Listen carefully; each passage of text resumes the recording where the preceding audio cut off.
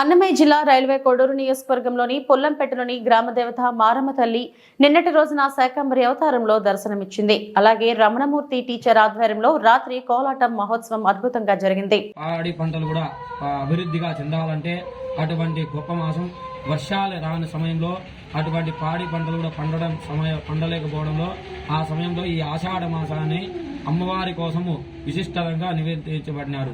అందుకు ఆషాఢ మాసంలో అమ్మవారికి విశేషంగా శాకాంబరదేవి అనే అలంకరణాన్ని ఏర్పాటు చేశారు.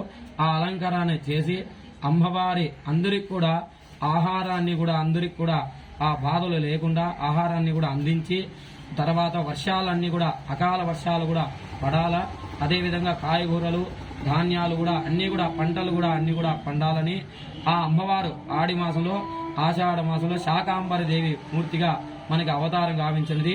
అటువంటి మన పుల్లంపేటలో వెలిసిన మారమ్మ దేవి ఆలయంలో ఆషాఢ మాస సందర్భముగా ఇవాళ అమ్మవారికి ఆషాఢ మాసం పురస్కరించుకొని ప్రాతకాలమునే అభిషేకములు, తర్వాత అమ్మవారికి శాకాంబరిదేవి అలంకరము, దుర్గాదేవి సహిత ఆదిత్య నవగ్రహ రుద్ర సహిత ఇంద్రాది అష్టదిక్పాలుగా హోమ కార్యక్రమము, మహాపూర్ణావతి అష్టోత్తర సహిత కూష్మాండ బలిదానము, ధూపదీప నైవేద్య మంగళ నీరాజనాలు ఇవాళ కార్యక్రమం పూర్తయినాయి.